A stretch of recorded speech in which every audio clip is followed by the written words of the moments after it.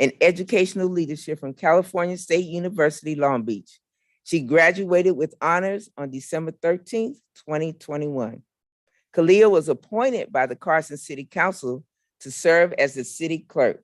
Appointed, but now she's running. An appointment she received with great honor and humility. She has stepped into the new role and is looking forward to building on the foundation that already exists, as well as creating efficient procedures to enhance the work of the city clerk's office. Hold on a second, please. Please give a hand to Kalia, Dr. Kalia K. Bradshaw, please.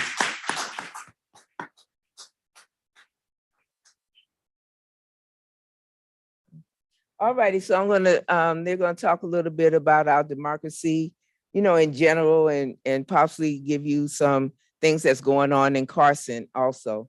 And then it's gonna be for an hour today because of, time constraints with our government. And so they will, talk a little bit and then ask a few questions. Okay, go ahead, please.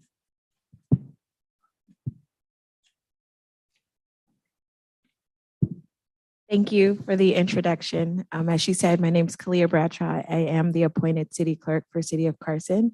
It's an honor to be here with you all. I love Ollie. I went to Cuba with Ollie a few years ago. So I love the work that you all do and the services that you provide for the community. Just a fun fact, this is the room that you will be voting in come November. I'm looking forward to being on the ballot. I believe CSUDH is a 4-day vote center. So that means this place will open November 4th and will remain open through Election Day, which is Tuesday, November 8th. This is my first campaign and my first time running for public office. Of course, outside of the campaigns that I ran and won here as a student government leader when I was a student. So I'm excited to serve the city of Carson. It's really an honor. When they say public service, they really do mean public service. I'm excited to take on the challenges that we have in the city clerk's office. One of the reasons why I am running and excited about being the elected city clerk is to digitize our city's records and to move the city clerk's office into a more modern era that will provide resources to the residents of Carson more accessibly. I think part of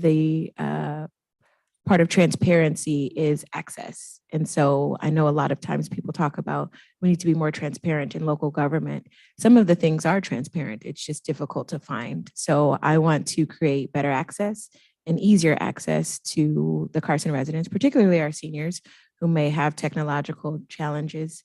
That way they still have access to the information that they are looking for, and that they are able to find it in a way that is easier to them, because we are in a modern era, but that does not mean that we need to leave those who are interested in finding information behind. We need to find a way to make it easier for them. So that's a little bit about me. I know we're going to field questions in a moment, but it's a pretty broad topic, so I'm happy to answer anything that you may have, particularly about my role in the city or my campaign. I'll hand it over to our MPT. Thank you, Madam Clerk. My name is Jawan Hilton. I serve as the Mayor Pro Tem of the City of Carson. I represent this district, District 1. Carson was broke up into districts in the last election due to a lawsuit that we had that a gentleman is going around suing cities to have them convert into districts, that at-large elections are a violation of their rights, as they're phrasing it. So I'm representing District 1. I happen to serve as the Mayor Pro Tem.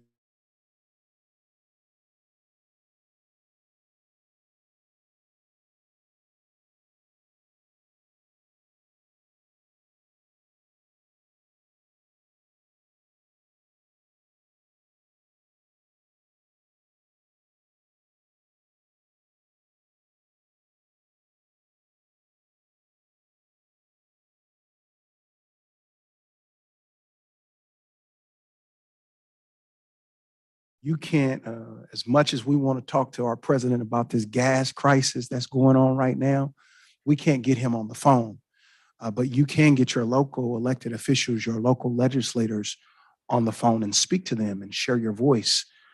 So when you have someone who's local, someone who drives the same streets as you, who lives in the same community as you, they should be able to be responsive to you.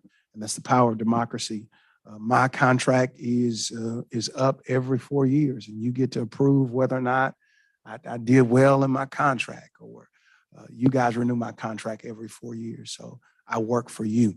I don't work for anybody else. I work for the needs of the people. I'm sure there's going to be some questions. Carson has some major things on the horizon, particularly here in District 1 alone. There's $8 billion worth of assets that will be delivered right here into our community. We're working on a high-end outlet mall. Hopefully we will have all of our documents signed in the next 2 weeks. We went back, we were in litigation. However, now that's looking promising that we've come out of litigation. They want to go back and build this outlet mall. And then they also have something adjacent called the District, where it's going to be a 13-acre park with 4 quality restaurants, sit-down restaurants. I know that some people say here in North Carson, we are in the midst of a food desert, which we are. Anytime you have to drive more than 7 minutes to go get a gallon of milk, we are in a food desert. Stores like the 99-cent store, those aren't quality. The Dollar Tree, those aren't quality. And in my administration, I did put a ban on discount stores being in our community because they target our community for some reason. A lot of people say, oh, well, we don't want the 99-cent store, but we see them in the 99-cent store. So if we want to change our community, we have to participate in democracy.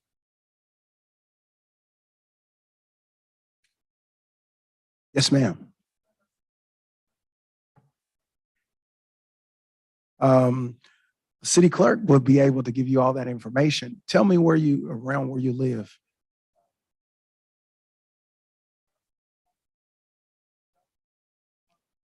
Oh, in El Cordova.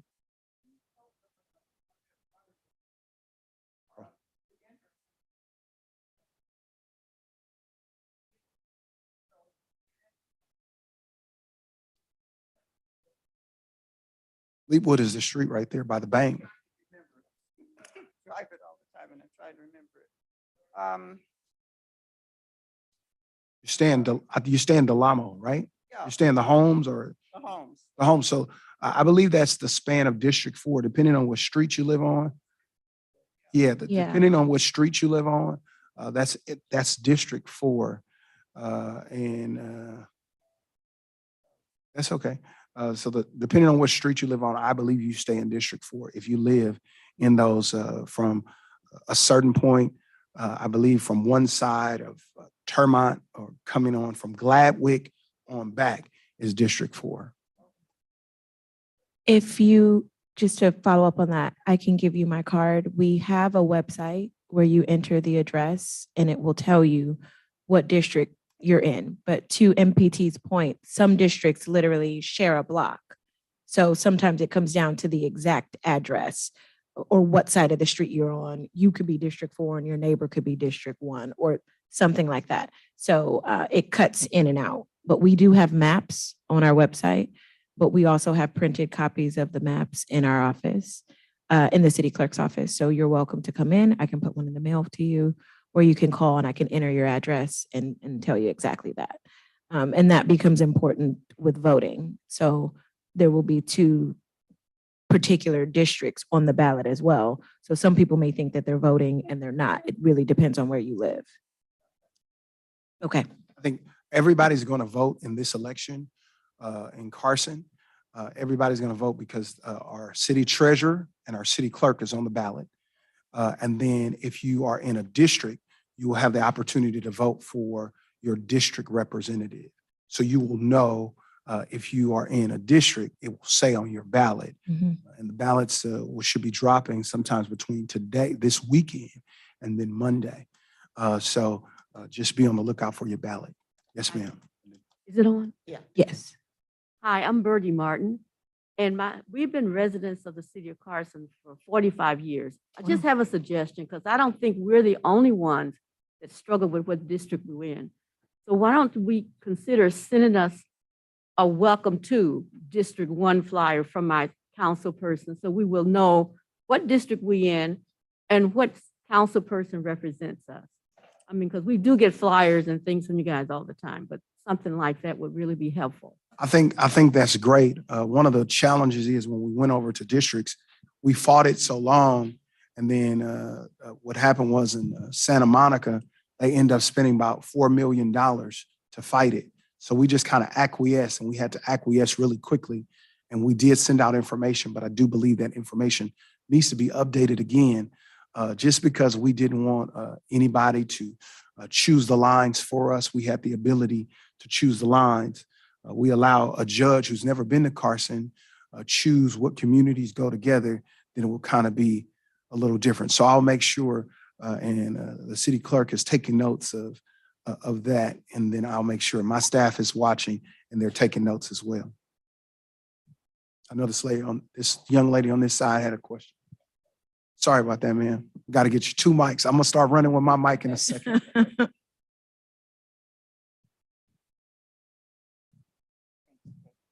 My name's Karen Nelson, and now I know where to go to the City of Carson website to locate what district that I'm in. That was going to be my first question, where I could find it.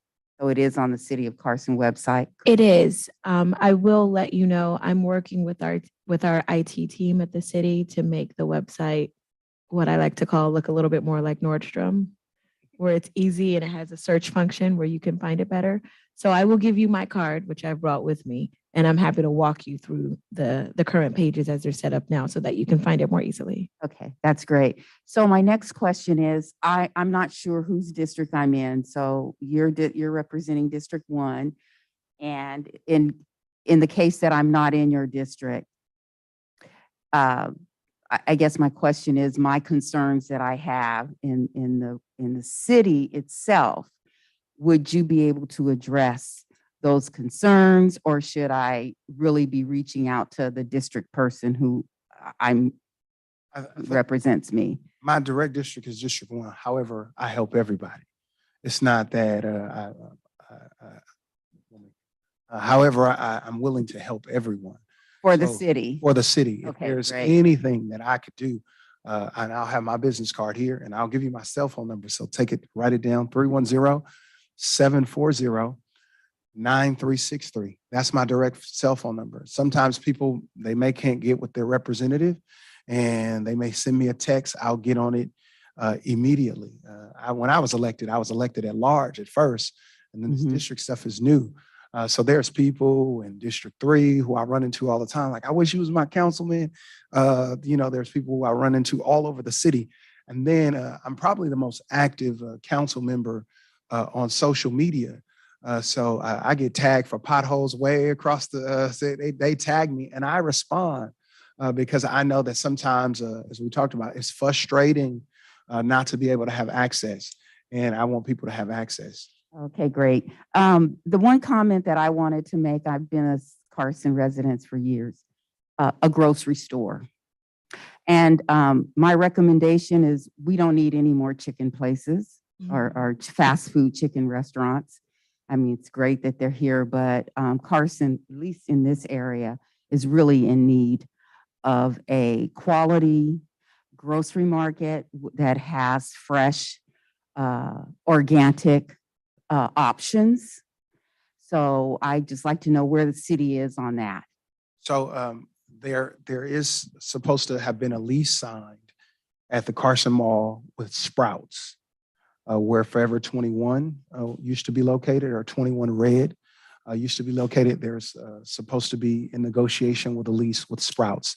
Let me tell you, one of the first things that I attempted to do when I was elected into office was to call all of these grocery stores. I called Gelson's. I called all those stores that have that organic stuff. I called Trader Joe's. I called, the response I got from Gelson's is, sir, we don't serve your demographic. And I said, huh? And then he said, oh, I think you took it the wrong way. I said, I think I took it exactly how you gave it to me. But in that instance, Carson has been known to be a bedroom community. Where we don't have enough rooftops they feel as if to support certain stores. And all of that is changing as we shift and have these $8 billion worth of assets come in, and you see these new apartments come up. I know that everybody doesn't like them, but in the fact, we have to have these rooftops in order to support. So when stores or places look to see if they're going to come, they look based on rooftops. We have the income. Yes, we have the income, but we haven't always had the rooftops. That means how many houses we have, how many people live in the community. So the rooftops have to be able, they have to support it. Where we can actually combat them, because every restaurant that comes to Carson is in the top 5. So when you talk about Olive Garden, people standing outside on Sundays for Olive Garden, people standing outside for all these places, they become Chili's, they come in the top 5. So we have the data to support it, but we just hadn't had the rooftops in times past. But as the city is changing, those things will happen. And one of my fights, and I won't rest until we get a quality grocery store. We have a question in the chat from Elaine Snyder. And let me pull it back down. She was asking about why haven't you received more information regarding the new mall? I know you just gave us a little bit about it, but I guess the community hasn't received it. So the fact that the mall was in litigation, we were unable to, we didn't want to, until the deal points are actually done, we didn't want to put this out, but I'm assuming in the next coming weeks, we will have a press release and that information will be able to be shared. Most people know that we were in litigation with the mall during COVID. They said they didn't want to come. Everybody was pulling out. And then after COVID and maybe all of this inflation and stuff, they felt like it was still an opportunity to make money. So they came back. They had 90 days to do their due diligence. We're right in that 90-day mark. I met with some people over the last couple of days. That's given us a thumbs up. So these things are coming. We will just be able to solidify them, and we will have a major press release when they finally, when it's finally solidified. Okay, another question from the Snyders. What is happening with the corner of Central and University? Are you, Ms. Snyder's, are you talking about the empty lot that is on the corner of University and Central? I want to tell you, I proposed on this empty lot, and this is why it's so important for y'all to come out your house. I proposed on this empty lot on University and Central. There's an empty lot. It's about 5 acres. It has been empty since I was a kid, and nobody has built anything on it. When I first came to the city council, they wanted to do something called University Village. They wanted to put maybe like a fish grill there. They wanted to put a couple of things there and possibly a small grocery store. It could have been Trader Joe's or anything like that. There was about 50 people in the community. This is what I call like the baseball community or the gadflies, right?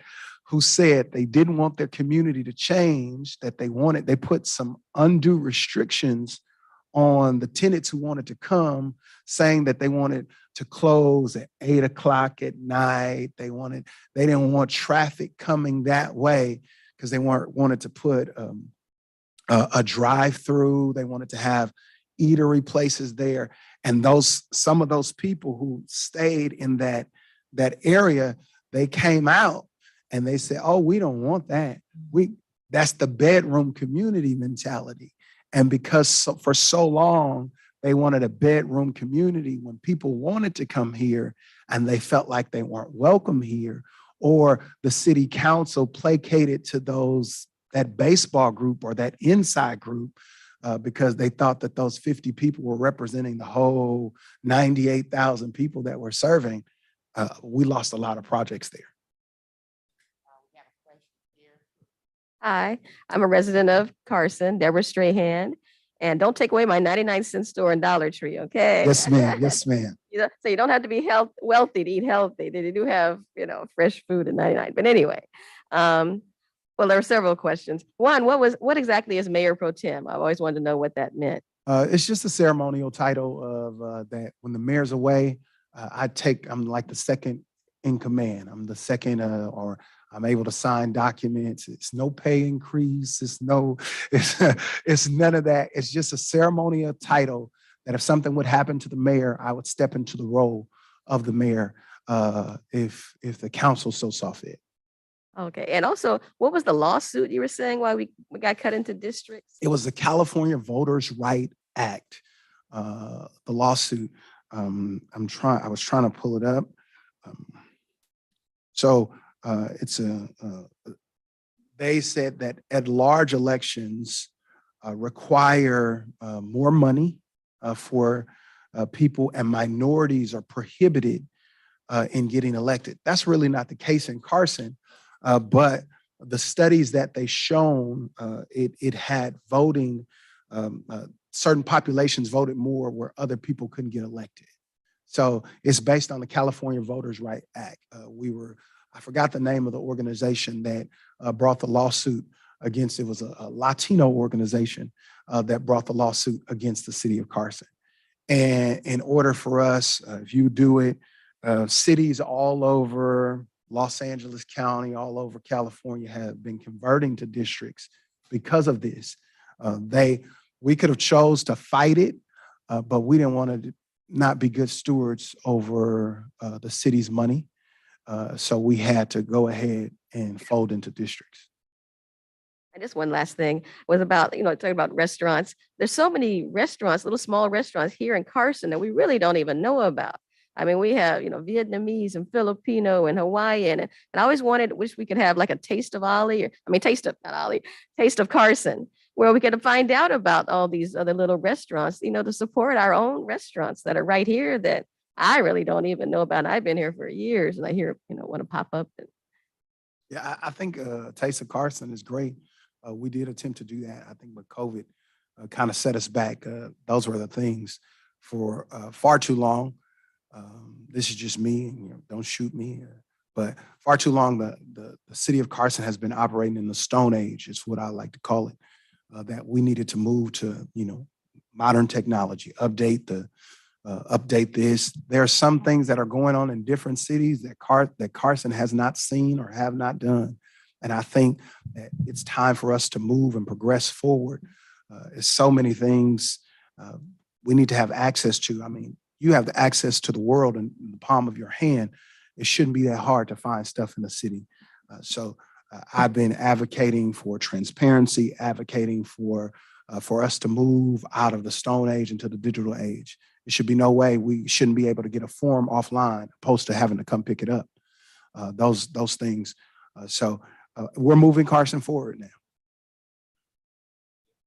Quick question. Hi, I'm Amethyst. I reside in the city of Compton, but I do have a question about the ban that the city implemented for the 99-cent stores and the Dollar Trees and stuff like that. Like, what steps did you guys take? What made you think of that? Because we're also a very large food desert in our city, and so I was just interested in. So we did a moratorium on discount stores. And the moratorium can last anywhere from 12 months to 2 years.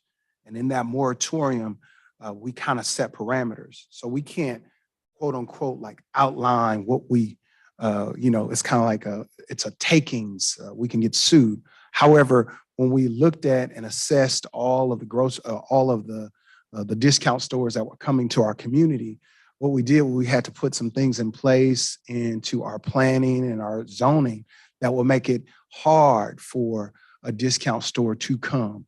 So we've made it strenuous for a discount. We can't just totally ban 99-cent stores, totally ban Dollar Trees, but we made it hard. And we know that some people enjoy Dollar Trees, some people enjoy 99-cent stores. My kids enjoy 99-cent stores. We enjoy Dollar Tree.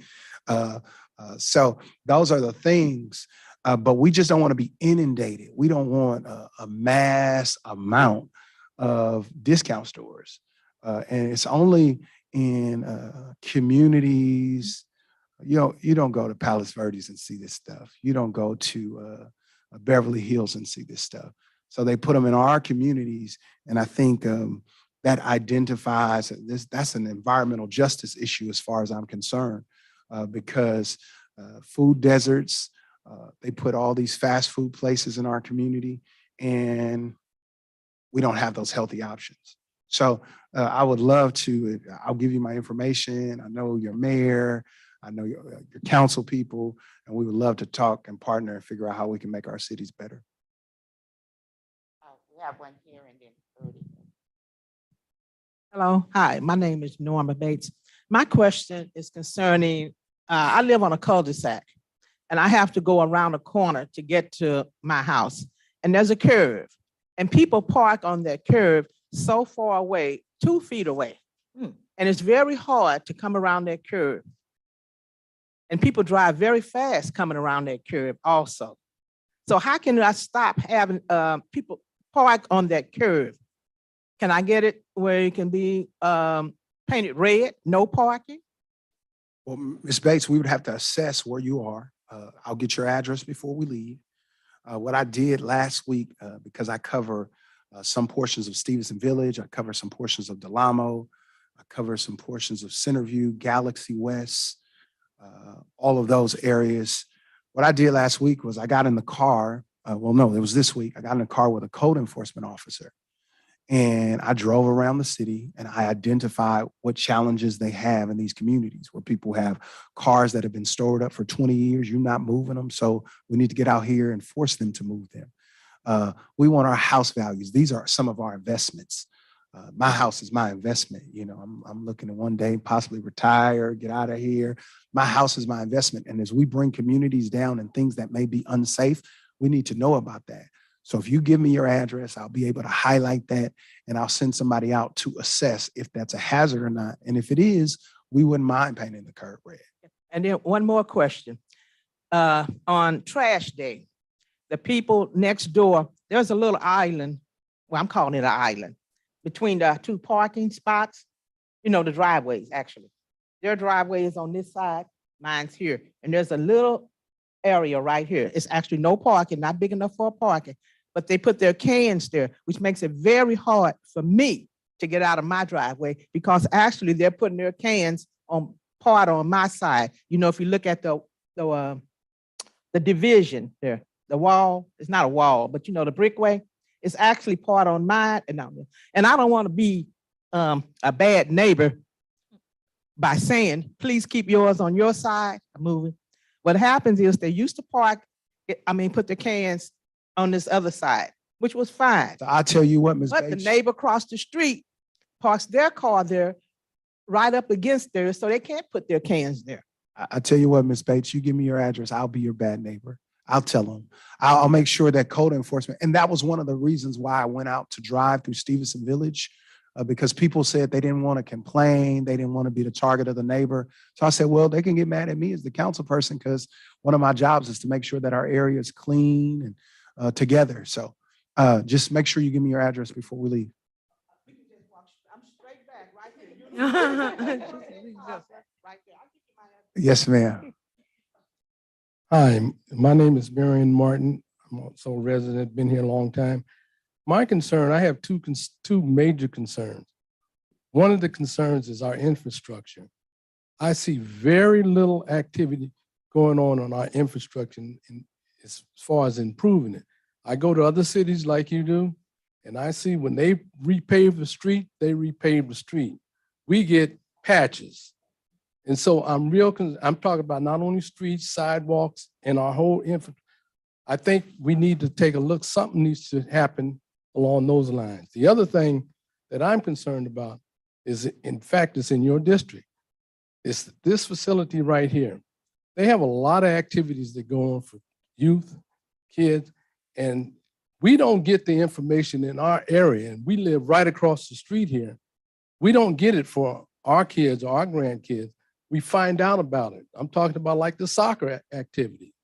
My grandkids happened to be involved last summer in them, but we found out that through Torrance, not through anything happening in Carson. I would like to see some better communication about activities for all, not only youth, I'm talking about for everyone, as far as this facility is concerned, this campus is concerned, and things that go on here. Okay. I know that we've sent out a quarterly mailer of what's going on in the city. Everybody should get it. If you don't, just pass your address to Dr. Bradshaw, but every household in Carson gets a quarterly mailer from the city of Carson.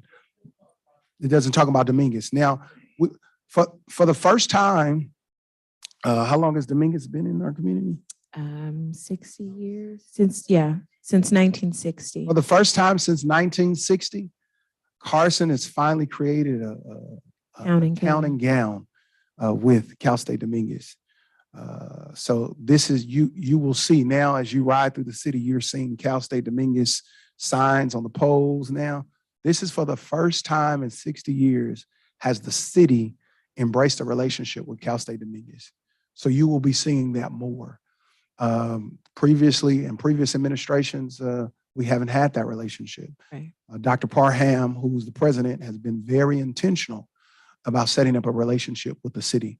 You know, this is a state-controlled campus. We have no control over what the state does. However, even though they're right in our backyard, we feel like we need to utilize them more, but that was some intentionality about it. And we just signed a town and gown agreement over the last couple of months where we will be able to have more access. They'll be able to, we'll do more things with Cal State Dominguez. But for quite some time, we have been rivals, if you will. Yeah. That's crazy, but that's the truth. And as far as the infrastructure is coming. We are in a great financial position. We are doing this in phases. And I know that some people have looked at the slurry seal that they put, you know, some people like, it just looked like they drip black. That's a portion that they have to do first before they come and pave it. So that's a pre-portion. Cause I had the same question, like, what's going on? They just came and dripped a little gook and just cut up. That's the first portion. That's the first phase. And then they'll come and rephase the whole street. So they come in phases. So I don't particularly agree in phases, but you know, asphalt ain't my thing. So I have to go with what they say. Okay, and now, oh, go One ahead, more, and then I one want more. to I ask a just- question. The $8 billion that we're gonna have flowing into the city, is that just for parks? Or is that gonna be used for that new outlet? No. Because When I talk about that $7 million that Assemblymember Mike Gibson had allocated, that's for parks. But this $8 billion is for infrastructure. This $8 billion is for the mall, the development that they're doing. Far too long that Carson has not received. We are a low property tax city. Although you pay taxes, the county gets most of the money. Carson doesn't get a lot of it back. So our infrastructure, we've had a lot of deferred maintenance, our public works department, but those things are changing because as we're doing new development, we're making people do development agreements to say, hey, if you are going to have so many cars on our street, you're going to have to pay for that. You have to pay up front for that. So we're getting people to pay up front. So then we can designate that to our infrastructure and infrastructure repair. When you go to Cerritos, you see that nice wall. When you go down Avalon, it's terrible. We're working on someone allocating some funds. If I told you that those walls on Avalon are the people's responsibility, they are the people's responsibility who stays in those homes. But the average person can't afford to fix that wall. So we have them different colors. We have some falling down. And those are the people's responsibility. So the city is trying to find ways through development agreements that we actually improve our facade, going up Avalon, going up Wilmington, going up University. We want it to look uniform. So those things are coming. They just have taken an enormous amount of time, but most people don't know that those are their walls. Okay, I wanted to ask the question too.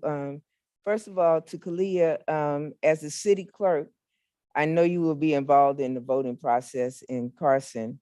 What are you planning to do as the newly elected city clerk, speaking into existence, Thank to you. continue to encourage voting, especially in young people in the city? And also a twofold question. And because some people don't know much about the city clerk's office or what you do. So maybe you can spread that and let people know something about the city clerk's office also. Okay, thank you. Those are good questions. I'm going to start with the latter first. I think it'll flow better.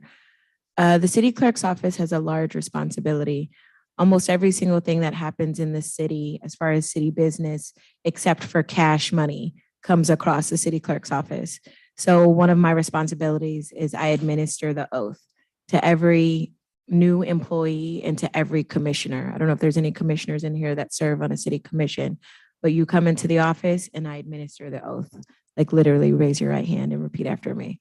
It's one of the cool things about my job. We're also responsible for every ordinance, every resolution, every set of minutes that happens in a city council meeting that comes through our office. We rewatch the meetings, we listen, we take everything down verbatim, and we hold it into the city's records. Our city's records are one of those things that I was saying needs to be digitized. So for some of you who have lived in the city for 40, 50 some odd years, I still have the original agenda from that city council meeting from 40, 50 some odd years ago. So when I first came into the office in December of 2021, I looked around and I said, this feels like we're one natural disaster away from not having any official city records.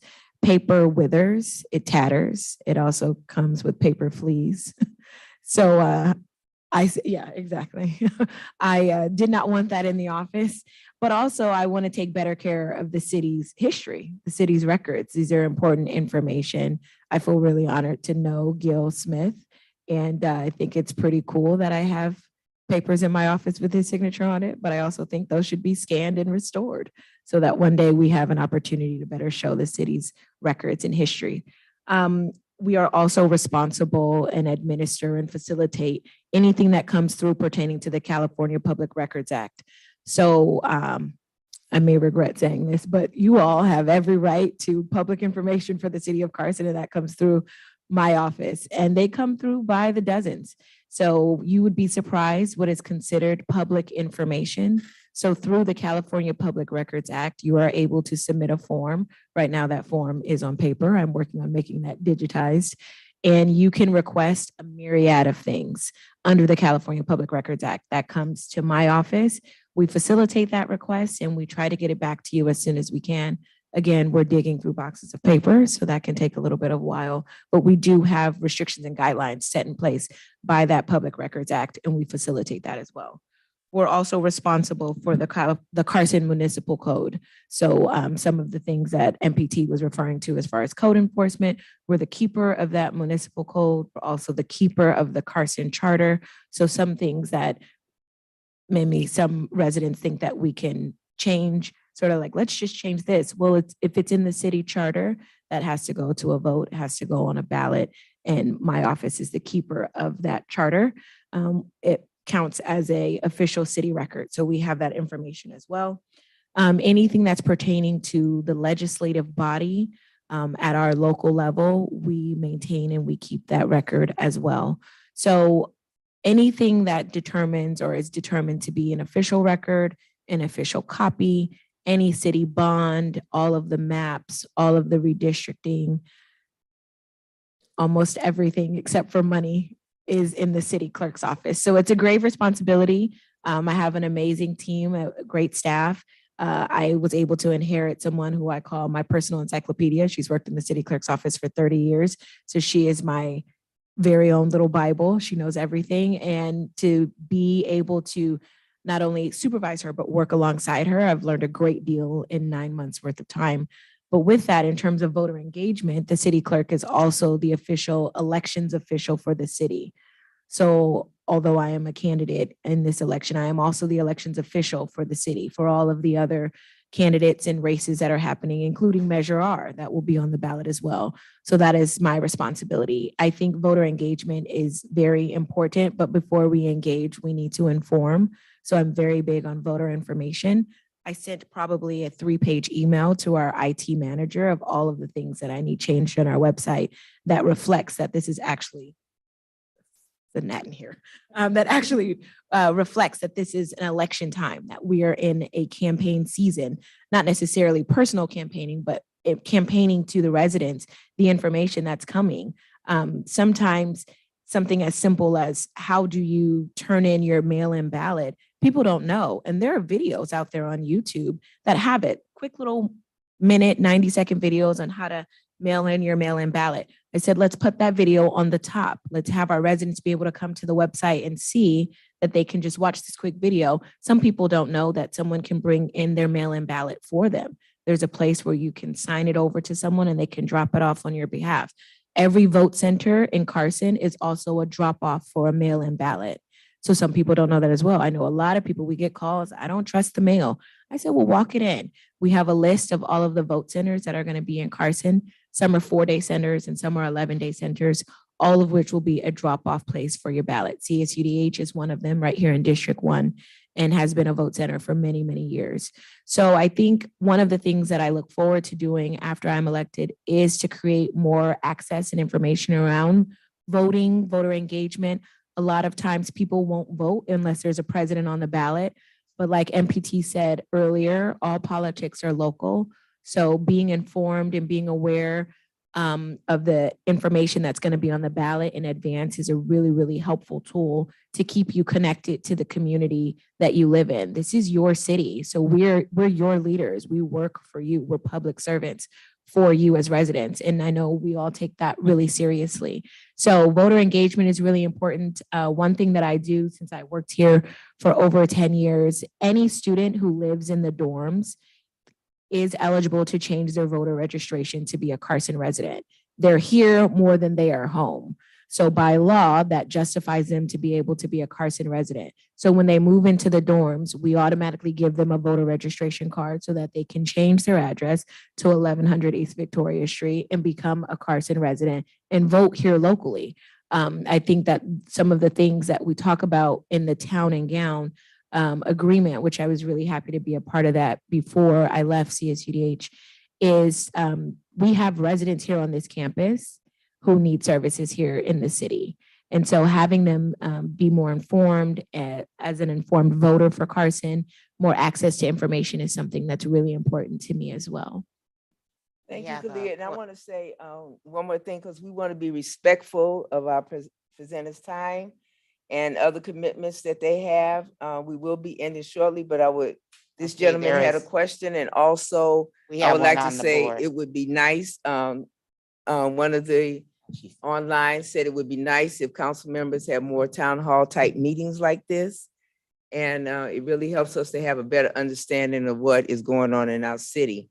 And I would love you to come back here anytime you want and have a little bit more time. Sure. Let me And- address what the lady's Yes, concern about the is. citizen, the citizens really don't know about Measure R. I saw her question. Yes. Be on the lookout. We are on tour. So I'll be at Hemingway Park next week.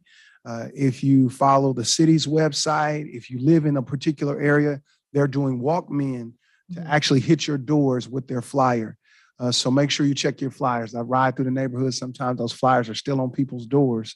So we're attempting to get the word out. And as far as Measure R, if you lived in Carson before, you voted for it as Measure C. It was called the Utilities Users Tax. What the Utilities Users Tax is, it charges 2%, but it helps the city's general fund maintain $8 million. The oil companies is what pays the bulk of it. Corporations pays the bulk of it. Seniors are exempt from it, but it's $8 million that goes into the coffers of the city of Carson.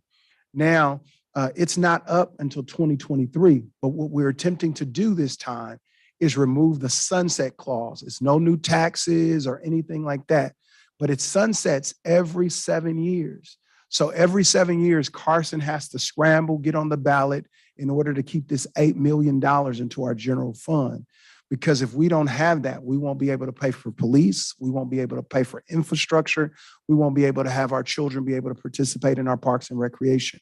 So what Measure R is doing is just extending the utilities users tax until the voters decide they don't want it anymore.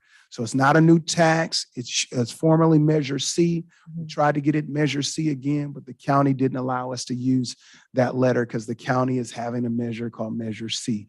But it's the same thing that we've already done.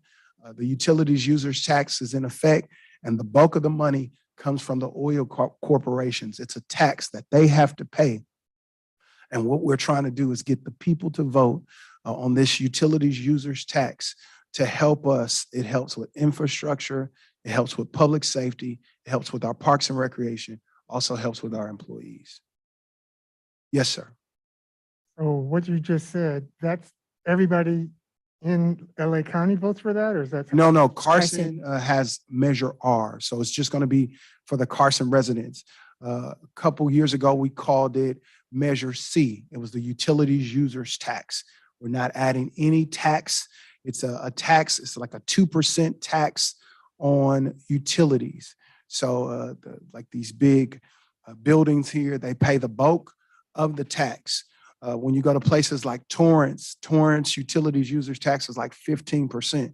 Carson is one of the most, is the lowest in the South Bay at 2%. We're not attempting to raise that. We're just attempting to remove the sunset clause. So every 7 years, we won't have to go back and bring it before the people. And then the people, if they ever decide to do a ballot amendment and bring it back, it could be removed by the people. That's a yes on. That's a yes on R. I'm yesing Are for there R. other things that was going to be my question? Are there other things on this ballot that's just specifically for us? So specifically for us on this ballot is going to be our city clerk, who I'm endorsing wholeheartedly. She is, she's the most qualified in the race. And, you know, I know I'm not trying to be political, but she's the most qualified in the race. So I'm endorsing her, and I'm happy to say she's endorsed by the whole city council. Our city treasurer is on the ballot. I'm happy to say that she's the most qualified person in the race as well. She's endorsed by the whole city council. And then you have two council members. The city treasurer is. Monica Cooper, Okay. and she's on the ballot as well. So that's what everybody's going to vote for. And depending on what district you're in, you're going to vote for those district council members. I think I'm in your district. Oh, well, we good until 2024. I'll see you then. We're good until 2024. Arlene Rojas is running in 4. District 4. District 4. She's currently on the city council. And then there's some, I think there's another opponent that she may have. Then you have Jim Deere that's running in District 2, and he has some opponents as well. It's me again. I have one question. The question, and this concern permits in the city of Carson. Improving my home, everything I've done, I've had to have a permit. We had to buy 3 special screws for our patio. Not just any screws, 3 special screws, $25 for 3 screws. And then they had to be, the inspector had to come out and inspect them, had to inspect the hole. Why does the city of Carson have to have so many permits? I mean, permits for the roof, permits for the water heater. But I mean, I've spent so much money on so many permits. Is there a list I can find to see what I need a permit for? Yeah, so on the permit process, that I think that's what any municipality, you're going to have to get permits if you're trying to upgrade any portion of your house.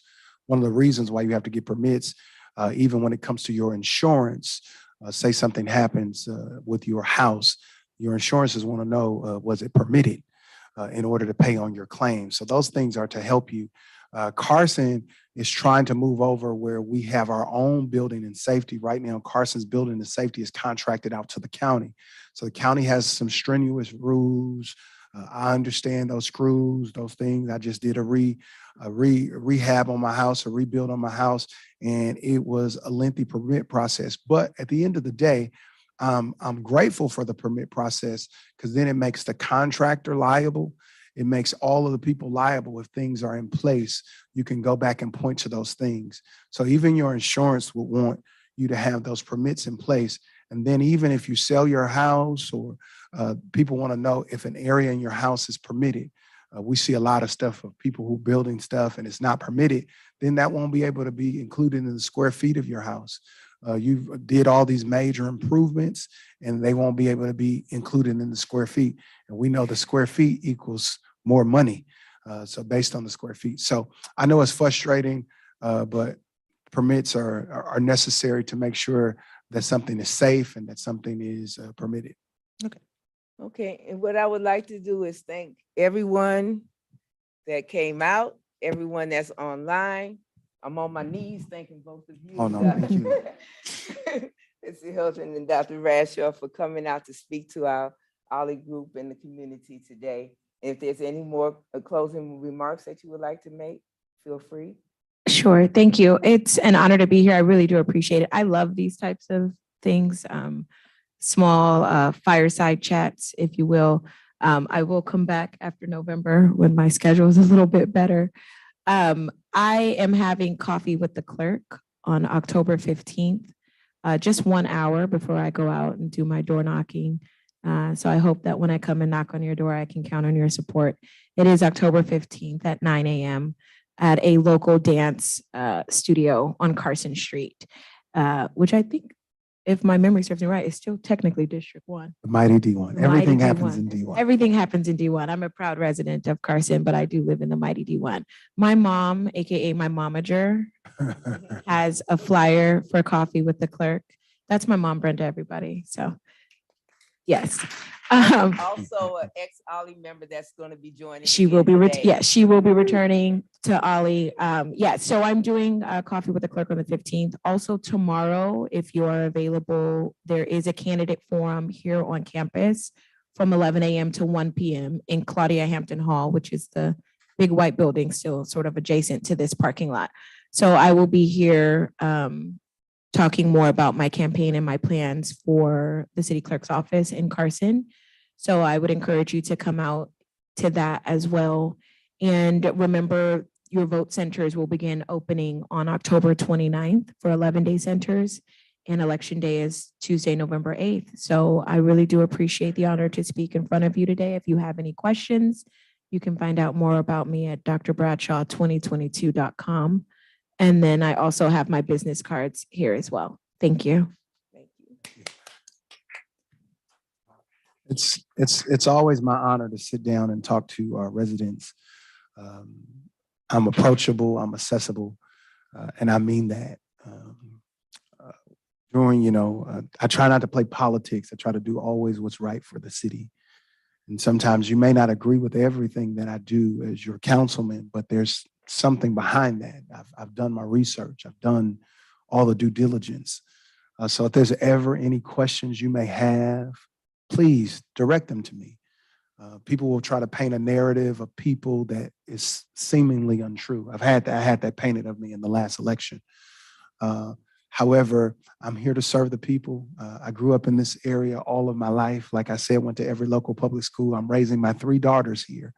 My mother lives here. My brother owns property here. My sister owns property here. My in-laws we own property here. So we're vested in this community.